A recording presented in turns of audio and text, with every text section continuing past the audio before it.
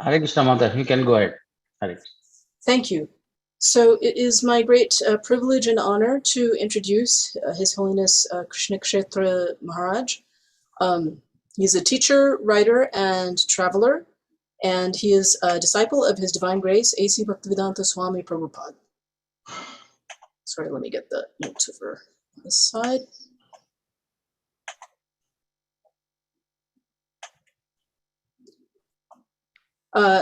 So Srila Prabhupada is the founder Acharya of ISKCON, the International Society for Krishna Consciousness. He has served as a missionary, a temple priest, a pujari, and a counselor for bhakti yoga practitioners from the time of his formal initiation in 1972, so nearly 50 years ago. From 1972 to 1976, he was based in Germany, the Netherlands, and Denmark. Then he began to participate in Vaishnav missionary activities in Central Europe. And almost every year from 1978 to 1995, he visited India on pilgrimage. In 1995, as coordinator of a research group, he compiled and published Pancharatra Pradeep in 2 volumes, a manual for Chaitanya Vaishnav temple worship. He also served as ISKCON's governing body commissioner as the minister for deity worship from then until 2005. In 2004, after 8 years of university study, resuming his interrupted studies from 1972, he received a PhD degree from the University of Oxford St. Cross College for his dissertation on Chaitanya Vaishnav image worship, now available from Routledge Publishers as Attending Krishna's Image, Chaitanya Vaishnav Murti Seva as Devotional Truth. It came out in 2006 as a book in the Routledge Hindu Studies series. Krishna Kshetra Maharaj is now a research fellow of the Oxford Center for Hindu Studies. He also teaches at Bhaktivedanta College in Bangladesh since 2002. He recently taught survey courses in Indian religions and Asian religions in the religion department at the University of Florida, Gainesville. Beginning in September 2007, he began teaching at Chinese University of Hong Kong, courses in Indian religion and culture. And after a full year of teaching, he then continued to teach 1 semester per year for the next 4 years. Since then, he has been giving lectures at several universities in the People's Republic of China. Amidst academic work, he also travels extensively, these days by Zoom, teaching about spiritual life as comprehended in the Vaishnav devotional bhakti tradition coming from Sri Chaitanya. In other words, the Gaudiya Vaishnav tradition. And without further ado, please take it away, Maharaj. Hare Krishna. Thank you, Rukmini Devi, for that introduction. And I'm very happy to be with you in Columbus, Ohio Yatra, even if from a distance. It's been several years since I visited Columbus. The time I visited, the temple was, I don't know if it's still the same location. It was a clapboard house. It was, at that time, it was only brahmacharinis, only ladies. I don't know when that changed. I haven't been following your history there, but I guess that marks how many years ago I was there. About 20 years ago. Oh my God, okay. Yeah.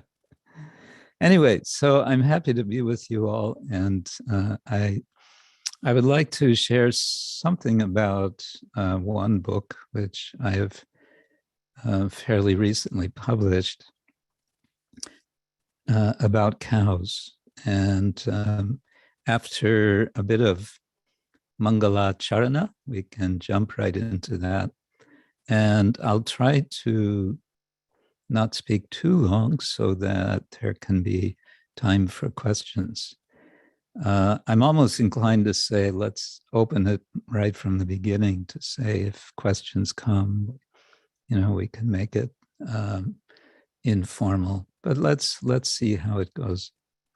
I'm also thinking if it's going to be possible and practical that I share screen and then I can show the book to you all and show some of the contents. If Yes, not, Prabhu, that's fine. Yeah, no, I made you co-host, Prabhu. I made you co-host, Maharaj. Yeah. Okay. So let's begin. Nama Om Vishnu Padaya Krishna Prasthaya Bhutale Shrimate Bhaktivedanta Swamin iti namine. Namaste Sarasvate Deve Gauravani Pracharine Nirvishesha Shunyavadi Paschatya Deshatarine Vanchakalpa Turubhyascha Kripa Sindhubhya Evacha Patitanam Pavanebhyo Vaishnavebhyo Namo Namah. Hey Krishna Karana Sindhu Dinabandhu Jagatpate Gopesha Gopika Kanta Radha Kanta Namostute Tapta Kanchana Gaurangi Radhe Vrindavaneshwari Rishabhanu Sute Devi Pranamami Hari Priya Jai Shri Krishna Chaitanya Prabhu Nityananda Shri Advaita Gadadhar Shivasadi Gaura Bhaktavinda Hare Krishna Krishna Krishna Hare Hare Hare Rama Rama Rama Hare Hare Hare Krishna Krishna Krishna Hare Hare Hare Rama Rama Rama Hare Hare. So as I said, I'd like to present to you this book. And so I'll just jump right in with sharing the screen. I hope you can see this now. Yes, Maharaj. Okay. So first, a little background, how I came to write this book. As Rukmini Devi mentioned, I'm connected with a small research center in Oxford in the UK. It's called the Oxford Center for Hindu Studies. This is a research center which is informally but very closely associated with the University of Oxford. And it was founded more than 20 years ago by His Grace Shanakarishi Prabhu, a devotee follower of Srila Prabhupada. And it has developed in wonderful ways ever since. So as a research fellow of the center, I have another project other than what I'm talking about now, and that would be maybe a subject for another discussion. We have a research project on the Bhagavad-Gita Purana, a kind of academic research. But one day we received an invitation from another research center in Oxford. There are quite many. This is the Oxford Center for Animal Ethics. And they invited someone from our center to come and give a talk about Hindu animal ethics. So I sort of volunteered, and one thing led to another. After a few meetings and conversations, the director of that center invited me to write a book for a book series that he edits. This is the Animal Ethics book series of the publisher Palgrave Macmillan. And he asked me to write a book on Hindu animal ethics. And initially I was not so keen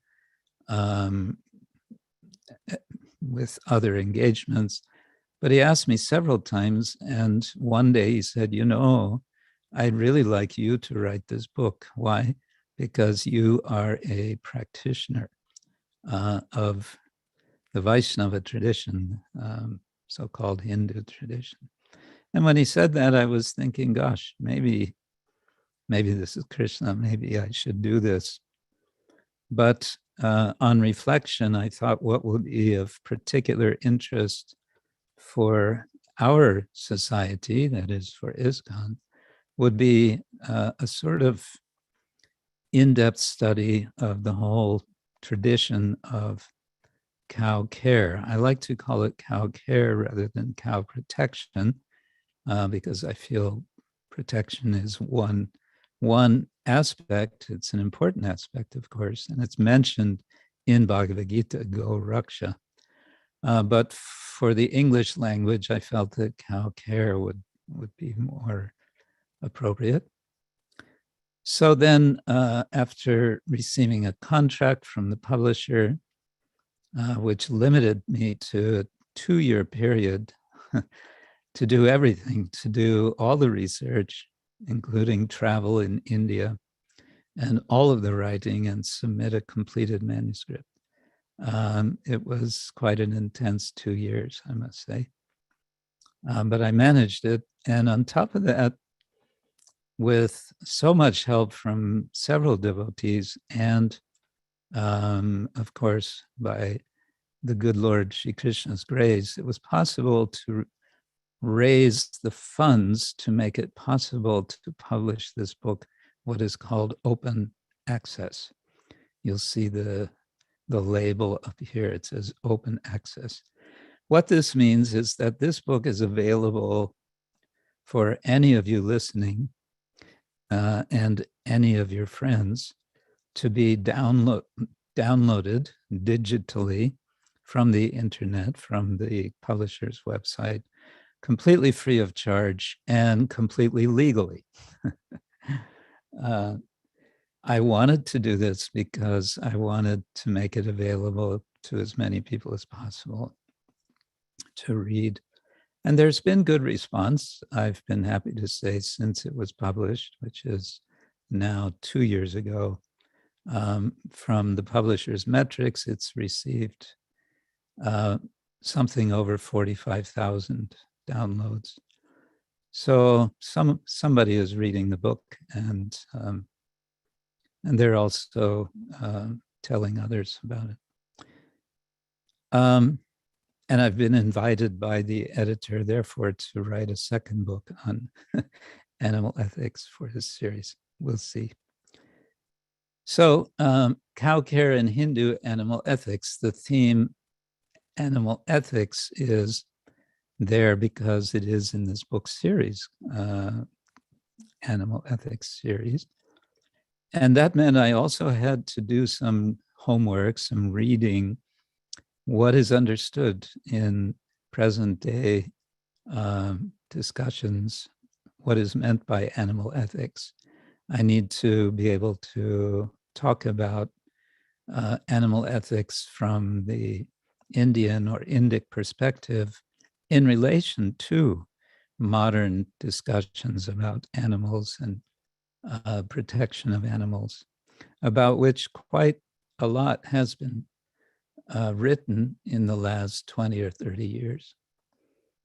Well, I'll just show you now. Maybe I can move this over and give you some idea of the contents of the book, and then we'll see how the time goes, but I thought I would kind of jump after a very brief introduction of the contents to the second to last chapter, in which I give a picture of what I see would be a kind of ideal of cow care that should be aimed for. Now, of course, I should say all of this is most essentially inspired by the teachings of Srila Prabhupada, and what we see is how much desire he had that we establish farm communities with cows and so on. And so New Vrindavan, which you are all most familiar with, was the first of these projects, begun in 1968. Since then, several more projects with cows have been established around the world. I could say something more about that later. But I felt with this book, I want to go into some depth on various levels, which I felt has not been done up to this time in such a way as would be satisfactory for what would be broadly called an educated audience, an educated readership. In any case, the book has, altogether 7 chapters, because the publisher insists that the introduction be identified as a chapter. The Release of Cosmic Cows is an overview of our traditional literature referencing cows, cow care, and so on, beginning with most obviously the Rig Veda, and going through the Upanishads, the Mahabharata, the Bhagavata, especially Srimad Bhagavatam, and into some of the more recent literature that's been written within the last century in Hindi language mostly, including some very nice poetry, but not from the last century, from earlier times, from 16th century or possibly later. So I give a kind of picture in this chapter of how cows are represented, and there's quite a spectrum of representation and expression of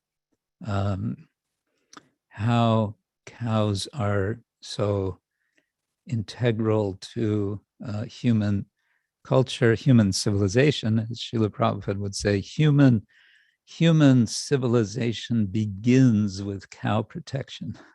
I always found this an especially striking and challenging statement.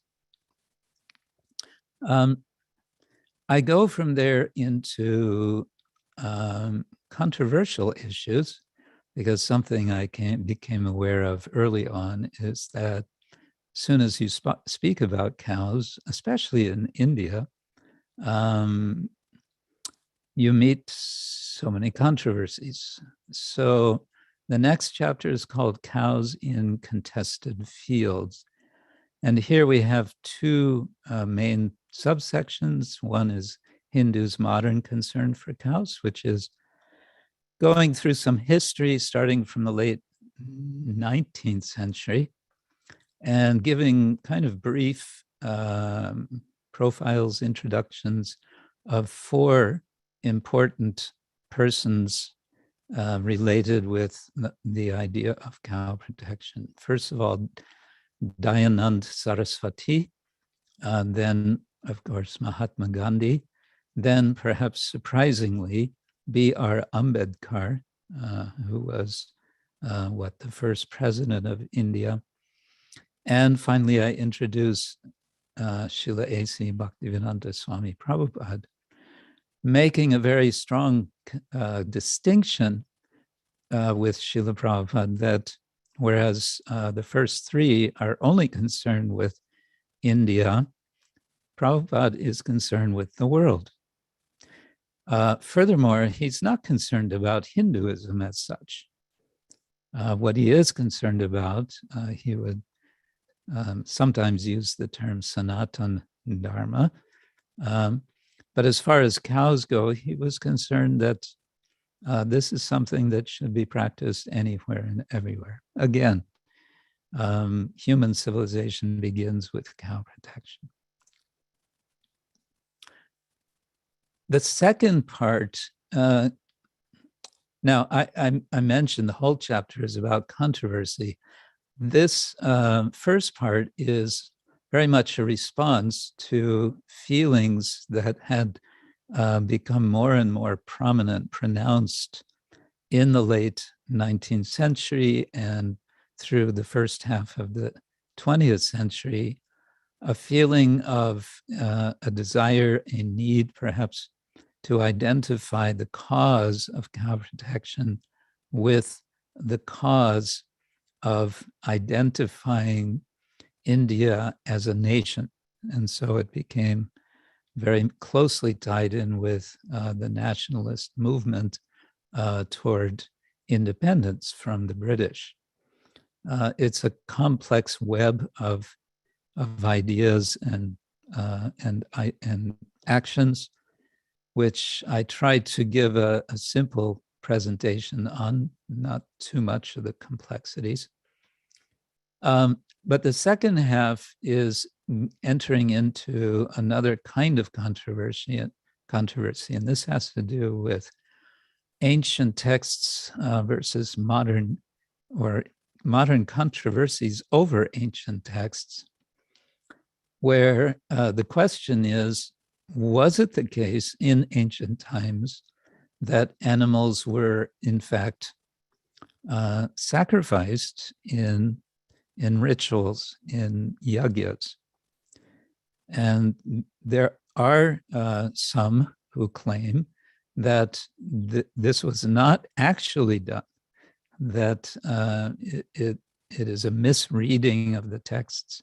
And in particular, there is the argument that it's a misreading that cows had been sacrificed. I don't argue strongly against that, but I suggest that the claims are not so convincing.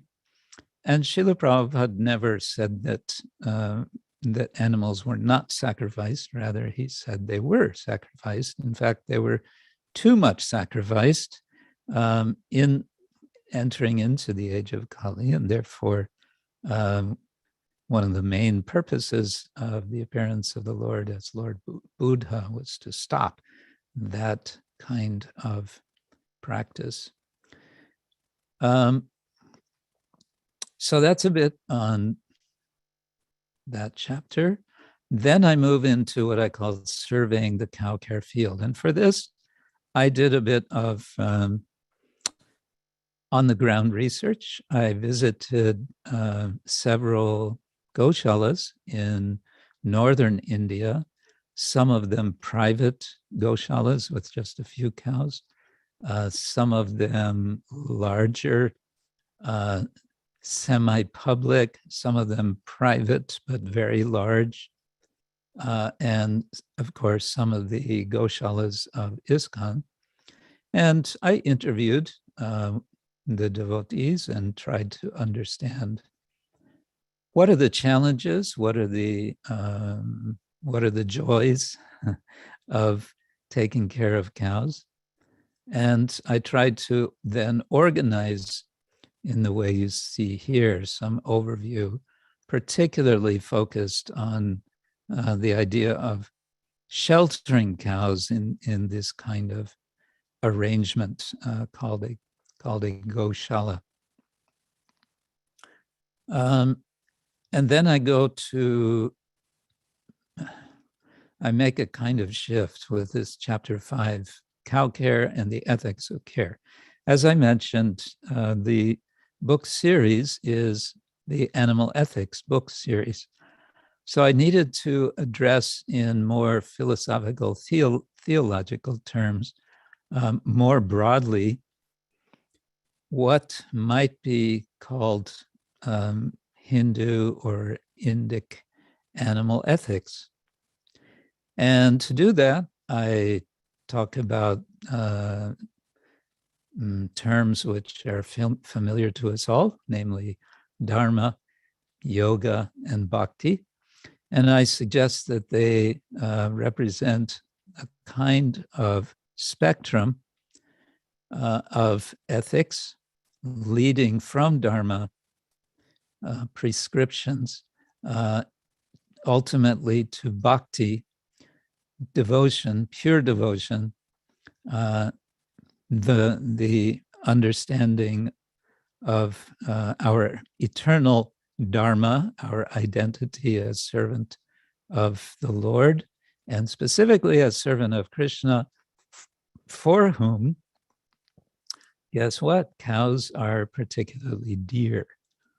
But I wanted to be inclusive, not to say we only care about cows, because that's not true. But rather, as Gandhi said, through the care of cows, we come to a proper understanding of our relationship with all living beings. It's not an exact quote, but I do quote in it. Well, and I make another step because in the West, as I mentioned, there's been quite a bit of writing in recent decades about animal ethics. It started in recent times in the 1970s with Peter Singer's book, and it went from there and has developed in various directions. And one interesting direction I found, which began with one woman scholar in the 1980s, Carol Gilligan, wrote about what she called the ethics of care.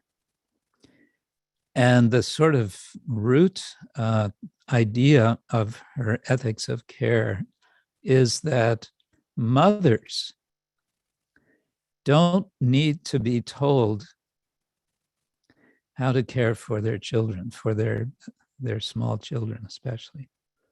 They have it inborn, if you like. It's natural for them to care for their children. And if this idea then is, can we say, scaled up, expanded outward, it becomes a model, it becomes a way of thinking about how care for other beings can be reasoned about, can be discussed. And then that takes the further step of, well, what about care for animals? And this brings up other questions. Well, how do animals relate? Sometimes they'll say non-human animals to humans. And then come questions about whether animals have rights. And if so, what does that mean exactly? It doesn't seem to be exactly the same as our understanding of human rights, and so on. There are many, many questions. So what I do is, in effect, create a conversation between especially bhakti, devotion, and the ethics of devotion as illustrated through care for cows in particular, and this ethics of care idea. Okay, then we come to essentially the last chapter, and this is, I call it, These Cows Will Not Be Lost, Envisioning a Careful Future for Cows. And in the title, These Cows Will Not Be Lost, this is a quote from the Rig Veda, from one of these hymns of the Rig Veda, and I thought it has a nice ring to it to call our attention to what we're looking for in what we usually call cow protection, or I like to call cow care. Okay, with that introduction, okay, then there's some concluding ruminations. But what I wanted to do is go here. First of all, there's been a fair amount of, and there is today, fair amount of what we may call cow protection activism. And I met some of these activists in North India, and they're all very wonderful people. And I felt that maybe what they're doing is not really the final word on how best to approach the problem, to approach the issue. I might mention in between, there is really a difficult issue, particularly in India, where we have this long tradition of cow protection. Unfortunately, the harsh reality is that the slaughter of cows in India. And I want to mention also buffaloes, the slaughter of buffaloes, for their meat and for their skins, for the leather, has become very large industries. Cows are killed by the millions in India today, even though there are so many laws in almost all of the states. I won't go into detail about all of this, but the government of India, Indian state, profits from selling the products of dead cows, especially to foreign countries, and this brings in foreign exchange, and they are very happy to get that. So this is going on. And so the question comes, what can be done against this? And one response to this is the cow protection vigilantes. And what I suggest is that while we may on some level be sympathetic with their efforts, looking more closely, I think it would be helpful to consider in terms of teachings of Bhagavad-Gita, which are telling us about how our different actions can be understood in terms of the modes of nature, tamoguna, rajoguna, and sattvaguna. So what I suggest is that much of the efforts at protection really ends up looking very much like either tamoguna or rajoguna, and therefore will not last. And what is wanted is to be in the mode of goodness. And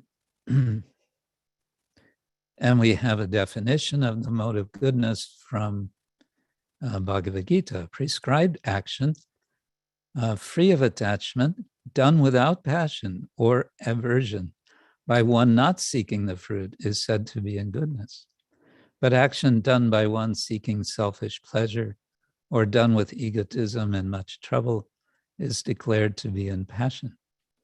Action undertaken in illusion, disregarding consequences, waste, harm, and human limits, is said to be in darkness.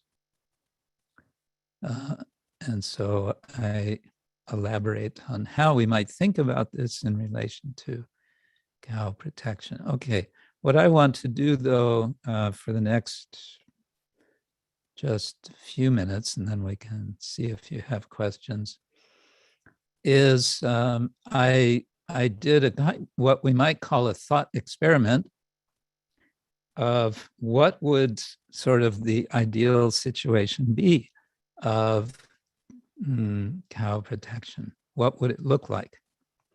Now, before I go to this, though, I might mention I do give overviews of some of our ISKCON projects as what I call anticipatory communities. Specifically, I focus on two of them, namely Govardhan Eco Village in India and, excuse me, New Vrajadama in Hungary.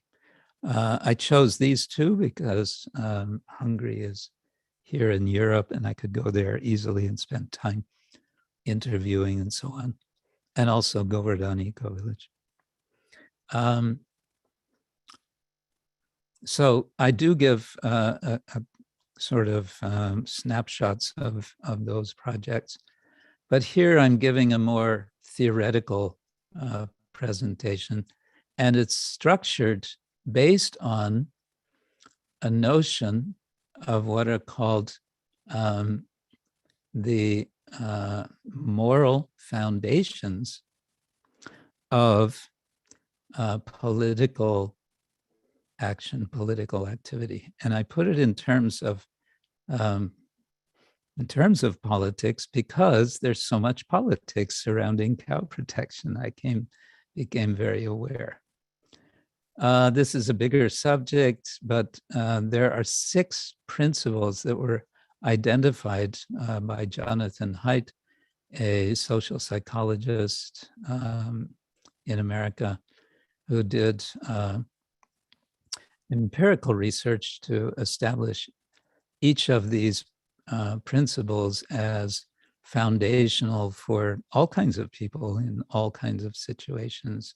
What people consider important when they go to the ballot to vote and to form their opinions on different things. And so the 6 principles that he identified are, first of all, care, the opposite of which is harm. The second principle, fairness, as opposed to cheating. The third,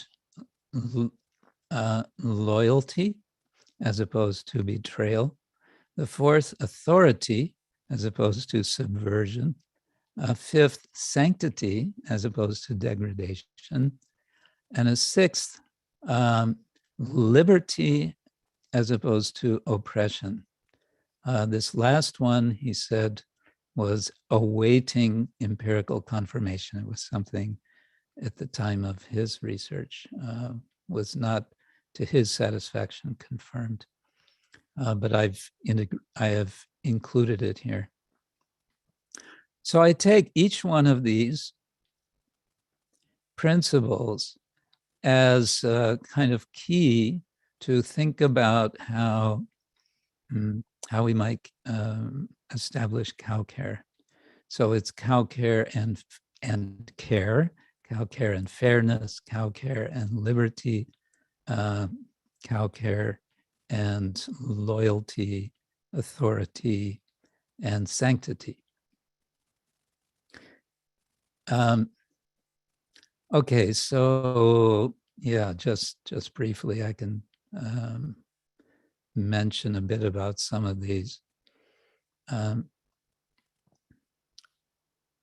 Some of this I'm referring to other things that I've explained elsewhere in the book. So I'm putting this in the form of affirmations. Affirmation it's a popular concept nowadays for self-help. You want to change your habits, some bad habit, then you practice affirmations where you tell yourself something as if it's already accomplished. You speak in the present tense in a positive way. And so here, this is what I'm doing also. We have instituted, I say, well, we haven't yet instituted, but I'm saying we have instituted a certification system through a network similar to that of worldwide organic farmers to monitor and ensure that all institutions and individuals who care for cows and wish to have the monitoring agency's seal of approval must follow minimum standards summarized in what's called the 5 basic rules of the care system, which I talk about elsewhere in the book, for lifelong care of animals. Further, and as an integral aspect of this monitoring system, we observe standards of care for all humans serving as cow carers. So it's not just the cows, it's those who care for the cows. They need to be also cared for. In terms of appropriate remuneration, medical care. In caring for cows, we further strive to realize, as far as feasible, 9 aspects of citizenship for bovines. Again, this is something I discuss elsewhere in the previous chapter, which I won't go into just now. We discriminate types of bovines with respect to care, either by breed or by species, but we do not discriminate. Either by breed or by species, But we do have programs to preserve indigenous breeds of various regions and countries. I mention this because a very strong attitude in India is that our Indian indigenous cows, these are actually cows. And what you have in the West, which they label almost without exception, they label them all Jersey cows. Those are not real cows. I personally don't subscribe to that, especially because I find no evidence that Prabhupada subscribed to it.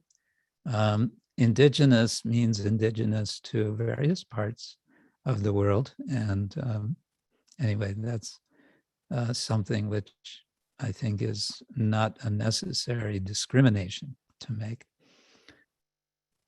We pursue the ideal of Go Seva, service to cows in a spirit of selfless dedication that characterizes the Bhakti ethical paradigm. Okay, then cow care and fairness. Well, there's a few things here. One has to do with milk and calves, so not denying any milk to the calves. And also the proper working of oxen. It's of course something of an issue that bulls are castrated, some in India and also in the vegan movement especially, they're strongly against castration. This is something, however, which is allowed in some of the Sanskrit traditional texts, but it's a little controversial. In any case, working of animals has to be done properly under skilled guidance.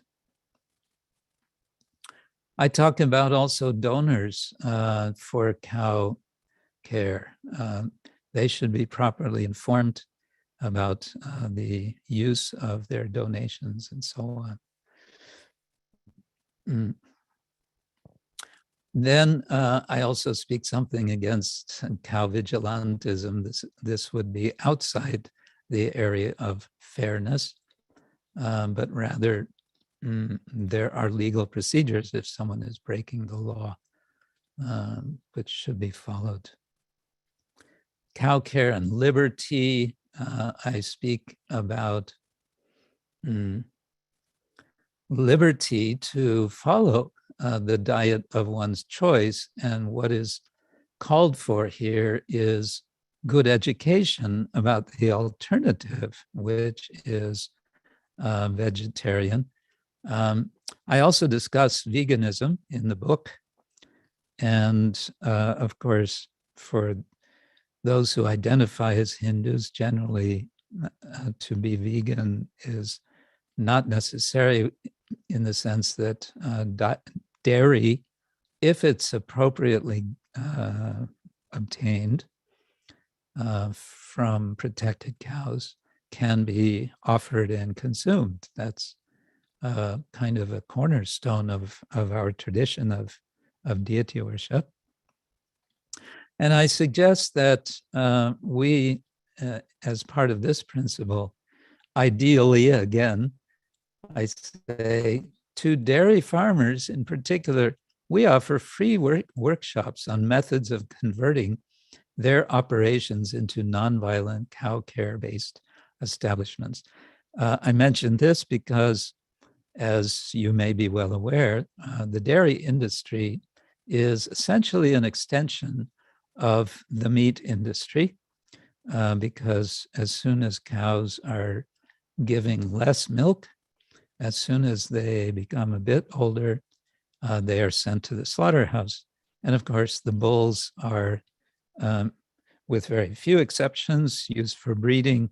They're all sent to the slaughterhouse. So India, which has presently the largest dairy industry in the world, is simply an extension of the meat meat packing industry, if you like. Okay, maybe I should speed up a bit to give time for questions, but loyalty, we may wonder, what is this about? Well, let's see, I quote the Gita. Knowledge in goodness is that by which one sees a single unchanging reality in all beings, undivided in the divided. In turn, this knowledge nurtures Cow-Care's dedication to the bovines in their charge, such that they do all that is necessary for the bovines to be cared for properly for life, thus never to have their trust in their carers betrayed. See, the opposite of loyalty is betrayal. And cows, being very conscious beings, they develop trust in their carers. That trust is horribly betrayed in the regular food industry, meat industry, because of course all the cows, all the bovines are sent to the slaughterhouse. We want to show that that is not only unnecessary, but one of the deepest breaches of animal ethics, and therefore really of human ethics. Then we have the issue of authority. And what I suggest here is very simple, that when it comes to cow care, those who are experienced in caring for cows in the sense we're giving here, namely in a spirit of service and keeping the cows for their natural lives, those who are experienced, they have authority, just as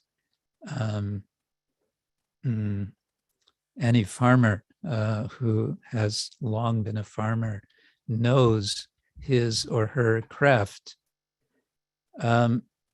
At the same time, I suggest that we could develop centers of research related to cow care and cow-based organic farming. These can be undertaken with results published in peer-reviewed journals, disseminated to other educators, farmers, and cow carers. There are a lot of journals by people who do business, whose livelihood is the meat industry. It's highly developed areas of well, we would say avidya. So this can also all be replaced by high quality learning done based on quality research and writing and experience. Okay, finally, cow care and sanctity. Those who care for cows regard them as bearers of sanctity, in that they are unique in their ways of creaturely being in the world, such that humans can care for them. For many Hindus, cows are special because they're regarded as especially dear to the supreme divinity, Krishna. Therefore, they are practiced to give cows special attention. Such special attention is not at the cost of other creatures.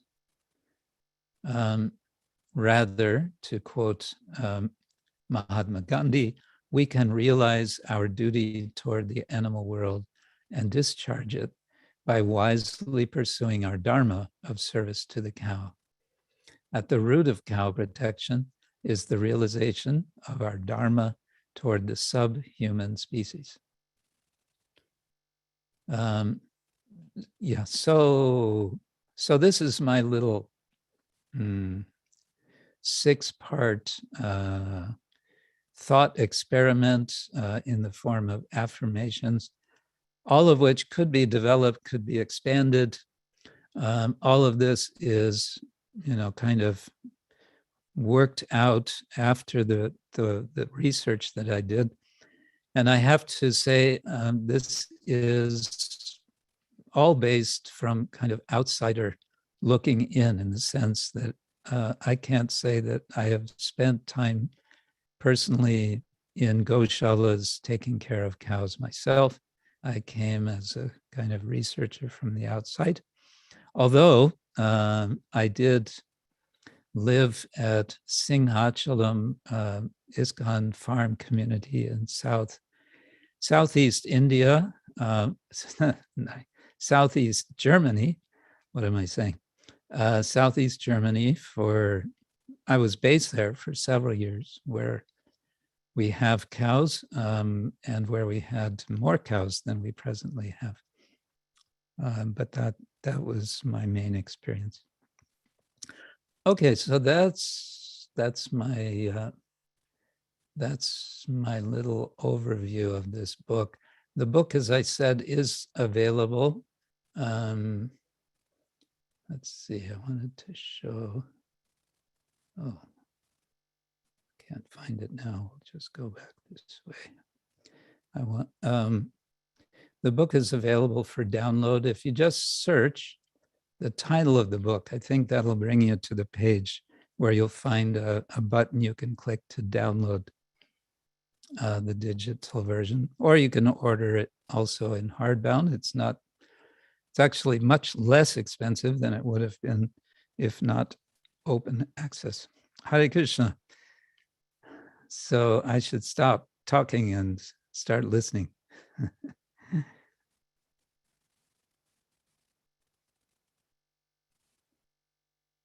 If there are any comments or questions.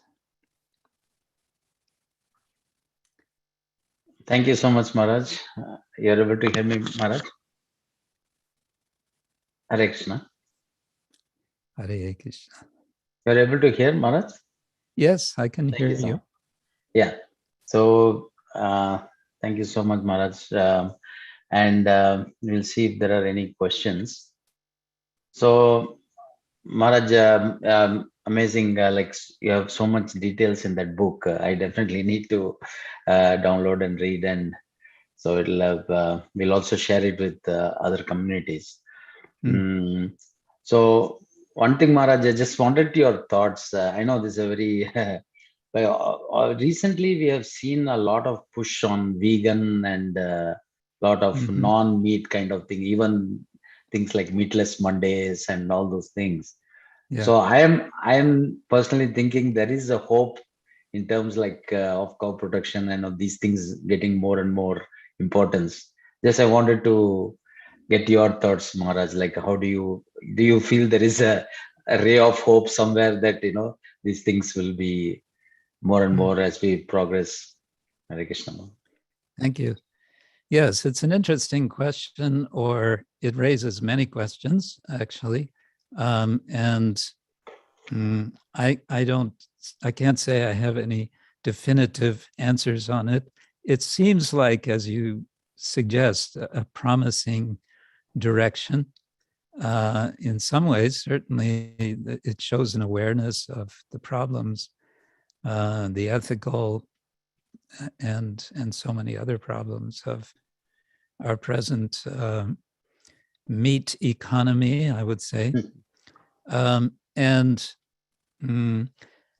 then again, there's a spectrum of people identifying themselves as vegan. And some of the more vocal of these would call themselves abolitionists. And what they mean by that is that human beings should have, practically speaking, absolutely nothing to do with what they want to call non-human animals whatsoever. So that means, and they're quite vocal about this, we should not be taking milk from cows. We should not be taking wool from sheep. From sheep. We should not be taking honey from bees, and so on. And they have, they're very articulate about these things, and they have arguments which can be quite challenging. So I would just say in general, they have some very good points, which I think we can learn from, in that we should not take it so for granted that specifically with regard to dairy products, that we should simply be having dairies, okay, ahimsa dairy, but for us needs to be also at the forefront of our any such project. Are we really caring for these cows? Are we properly caring? Because I've seen, and I won't name places, but I've seen some of our own ISKCON projects where I felt this is not right. They're not really taking care of the cows. They're making a show. They're making a show. And this is, this can't be right. And so I think the vegans, are challenging us. It can be for the good to some extent.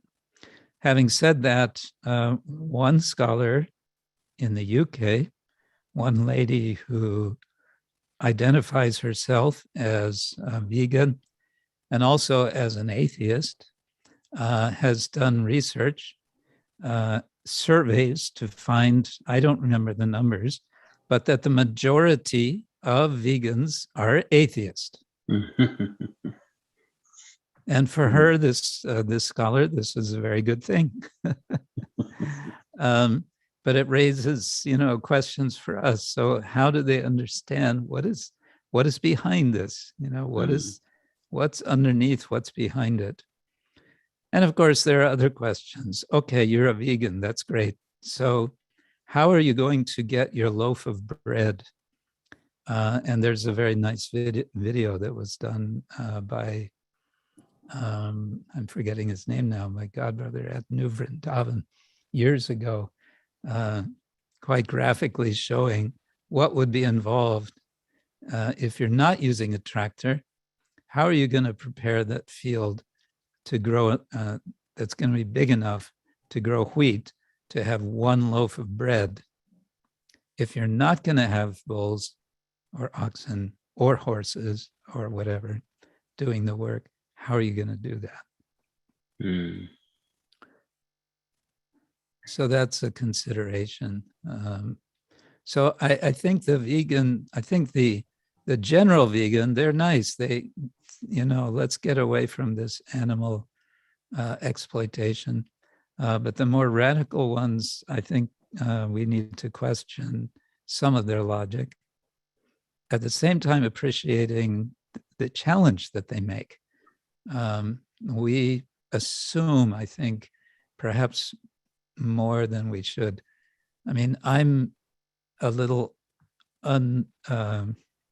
maybe a bit radical within our society in this regard, saying that I personally don't feel we should be ourselves taking milk unless it's from protected cows. If that milk is not there, I won't take. And I question, how much milk do we need? Prabhupada said 1 cup per day. Right. And then we also have a devotee at Gita Nagari who has done extensive research on this idea that Srila Prabhupada many times said is that milk is necessary for nourishing the finer tissues of the brain. What does that mean in terms of neuroscience? What does it mean in terms of biology? So he dug right down into it to find what is the chemical substance that cows provide. And what he found is that it's something called DHA for short. It's something that cows may get if they are grazing on the field, and on that field are a variety of plants which have that BHA. The cows themselves do not produce that chemical. Okay. Okay. Thank you, Maharaj. Thank you. Hare Krishna. So, Rukmini Mataji, you want to go ahead? Yes. So, Prabhu, would it be possible for me to share my screen? Yeah, let me make you the co-host. Okay.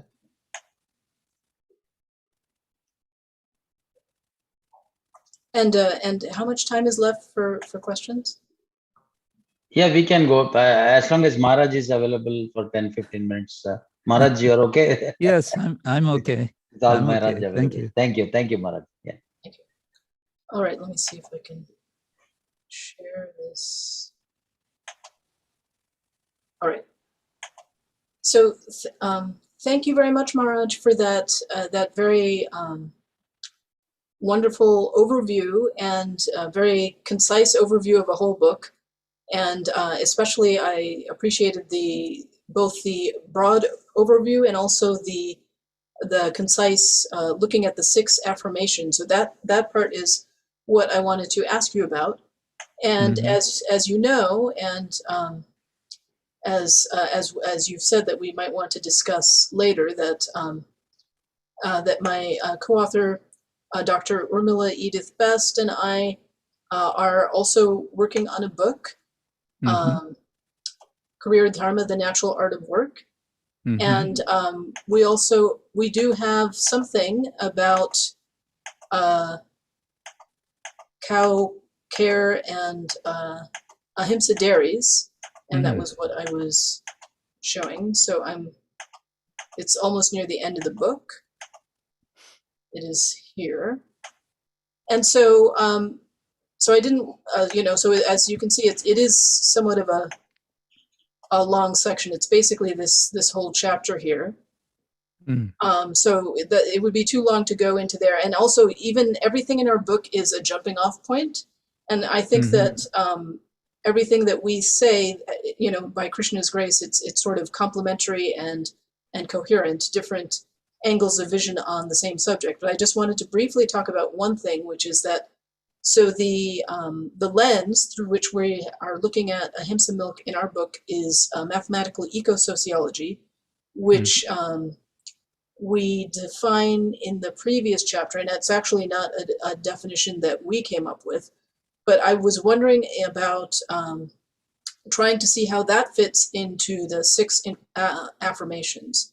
So let me go to that section and just read a little bit from it so that we can see what does eco-sociology mean, and then maybe we can go back to the sixfold outline and see how that fits. Right. So if you don't mind if I read a little bit. Instead, we need an ecological and organic view of how beings with their own interests fulfill their material needs, eco-sociology.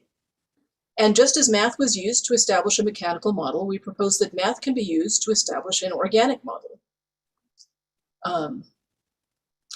And so some of this is referring to what's previously in the chapter, so I'll skip that. Eco-sociology studies how populations of beings with their own interests interact with one another, treating human and non-human beings in an integrated way within one system. And so now I'm quoting from someone who is sort of setting out I guess you could call it the manifesto of eco-sociology. A more encompassing definition of sustainability would be in terms of an ecosystem being able to maintain its processes, functions, and biological diversity in the long term, with human interactions being seen as an integral part of that ecosystem. By taking a more ecocentric view and embracing an eco-sociology that uses the language and metaphors of dynamic, open, interrelated systems, integrating biological embodiment and environmental embedment, and I put this parenthetical, situation in the environment, and extending the social to include the non-human, then true sustainability might arise almost as a side effect, an emergent property of a viably functioning ecosystem of which humans are still a part. And so this definition is by Paul Stevens from Towards an Eco-Sociology. So that was it very briefly. And so Maharaj, I was wondering if we could go back to you had shared Jonathan Haidt's framework of six kinds of ethics, and how that could how this eco-sociological perspective, where humans and non-humans are integrated into one ecosystem, how does that fit into this sixfold framework? Oh, well, looking at it just like that, I would need to ruminate on it for some time. Yes. I'm sure that we could find a nice fit, just because what you read, the quote, it resonates. It really resonates with what I've been thinking. Also, how do we think in the long term about what we want to do? And so I can't say how it would resonate or how they would mesh, but I'm sure they would. I mean, if we take each one of them, of Jonathan Haidt's system, care, fairness, and so on, I'm sure we could find that it meshes very well, because it's looking,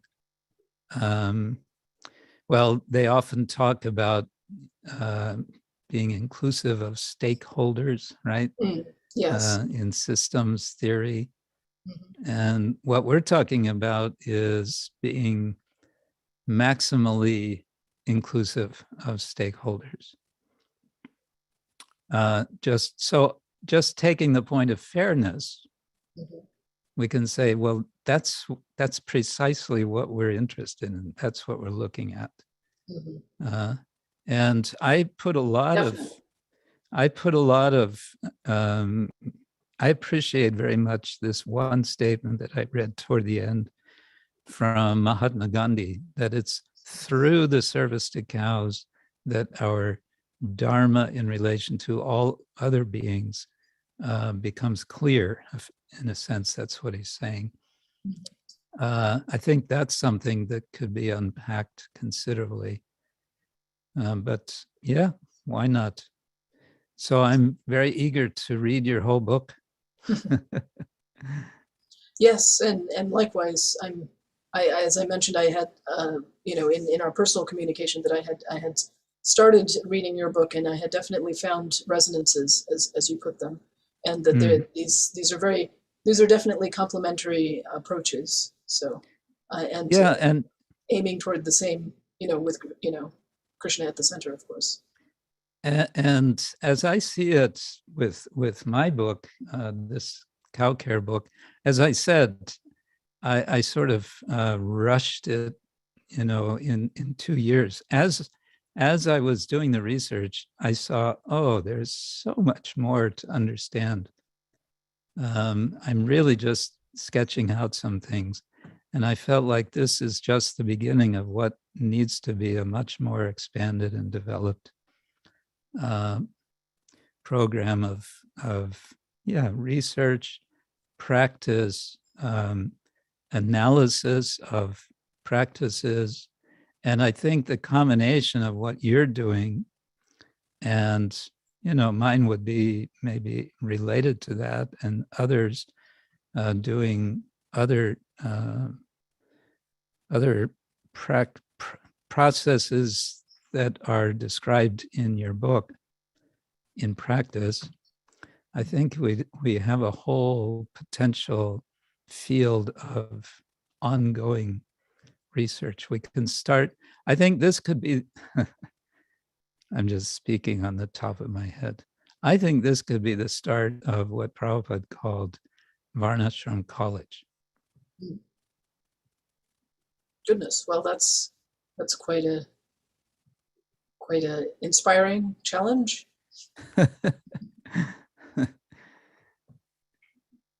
Leaving us all speechless. Thank you so much, Maharaj. Anyway, so there let's continue the conversation. Thank in you, the Maharaj. course of time. Thank you, So Maharaj. thank you for this opportunity to share with Hare Krishna, Columbus Yatra. I think we have one more question, Maharaj, if you have time, or Okay, Mata, that's do all you want right. to ask something for Yes. Maharaj? Yes, sure. Please. Maharaj, I'm just hearing, I'm thinking how to combine my question, how to ask you. Maharaj, when one time when I go outside, sometimes challenge people also come, talk, especially Bhagavad-Gita, we show this cow picture, action, reactions, this killing, kill, and then again, next life, he get killed. So sometimes, we tell them we are vegetarian and how it's good and good for health, everything. So sometimes one person like challenged me one time and told that don't say you are vegetarian, he telling me. So I said, why? Oh, well, you're taking something from animals. That is, we're drinking milk. So they're telling you taking something from animals. So this is like a group of people there. So Krishna's mercy came to my mind. I told, well, baby drinking mother milk. What you will think about that? Are you drinking the mommy flesh or milk? How you take that? Then they get quiet for some time, and they told, well, different religion, your religion like this, our religion something like this told.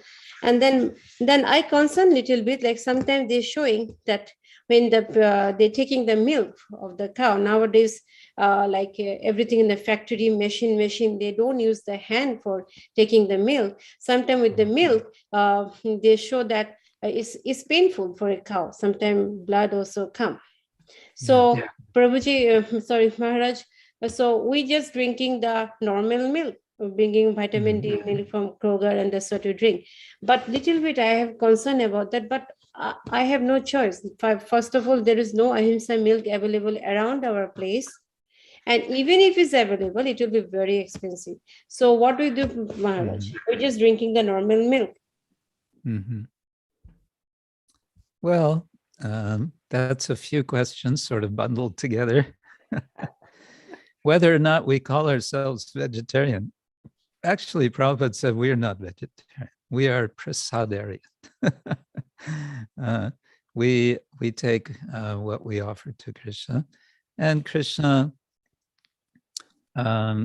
stipulates what he accepts, and he takes the famous verse of the Gita, Patram Pushpam Palam Toyam Yome Bhakta Prayachati, as essentially Krishna's definition of what he accepts. So we don't have to even argue that we are or are not vegetarian. We accept what we offer to Krishna, and we offer to Krishna. We don't offer meat, but we do offer milk because we see in our tradition, we see that Krishna is pleased with milk. But now on this particular point, this is where I feel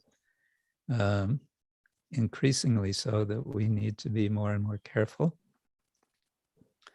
And that as far as possible, we take milk not from, factory dairies and so on. If you say, no, I have to have milk and I have to therefore take it from the factory or whatever, well, there's one sort of what some would take as a as a compromise, but a positive compromise, is to say, well, okay, let me calculate how much I spend per month or per year on milk. And then I'll spend that for the milk, but I will put aside that same amount and give it as donation for some cow protection project of my choice. So it's something like carbon trading, I suppose. And some will say, no, they're not satisfied with that idea. But it could be taken as a kind of step toward, the principle. Another point, though, I think we do have to ask ourselves, how much milk do we really need? Especially as we get older. If we have small children, I would say, they should be nourished with milk. That shouldn't be a question. But as we get older, my doctor, who is a Vaishnava, told me some years ago, he said, at your age, it actually milk, if you take milk regularly, it's going to do you more harm than good. As we get older, it's basically it's clogging up the finer arteries of or the blood veins in the body. So I took that seriously and felt it's okay to avoid. And what I found is I actually feel better. I'm taking very little, if any, milk products, and I feel much better. We like, we like, actually, this same doctor told me one of the most difficult things to digest is this paneer. And it's also, fried paneer. I mean, the digestive system goes, oh, give me a break. And then what does it do? It creates gallstones, kidney stones, and, everything has its price. So these 2 points I would, or 3 points, whatever I made, you might want to think about. Thank you. Thank you, Maharaj. Thank you so much, Maharaj. Hare Krishna. Sorry, we went a little bit over time. No problem for me. Thank you. Thank you so much, Thanks Maharaj. to everyone else. Please keep coming whenever you have availability. And we hope to see you one day in Columbus again after a long time. Thank you. Thank you. And also Hare for Krishna. everybody, I posted, there's a very nice documentary, Maharaj. I watched that. I think probably it's a little older documentary, right? The one you did on Srimad Bhagavatam. Yes, we did the filming at the beginning of 2017. Okay. But it took another more than 3 years to actually do all the post-production. So it came out fairly recently, a few months ago. Very nice, Maharaj. I really like that. Thank you so much. Thank you. And I will make some local announcements, and then we'll take a pause. Thank you. So, for the upcoming Vaishnava festivals, our festival season is getting started, as most of you know. So next Monday is the appearance of Advaita Acharya, one of the Panchatattwas, and we are very happy. We'll send you the details in an email, and the highlights are on Sunday, the next Sunday, that's the 6th. We are going to have we'll have a prasadam distribution for the festival, and on actual day of the festival, the Monday, we are having a 2-hour discourse by His Grace Premvilas Prabhu. And this will start at in the evening. This is from 6 to 8 for 2 hours. We'll have a special discourse on Srila Advaita Acharya. And then on the 12th, again, Saturday, is the Bhaimi Ekadasi. And that's the next Ekadasi.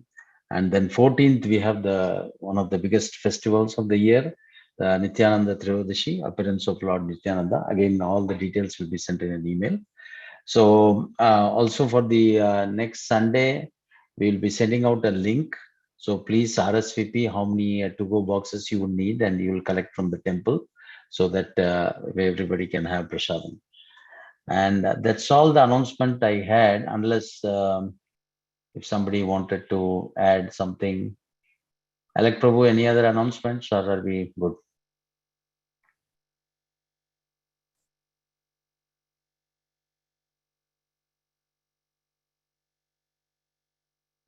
Okay, I think most are on mute, so that's fine. With this, we'll take a pause, and once again, thank you, Rukmini Mataji, for giving us Maharaj Association.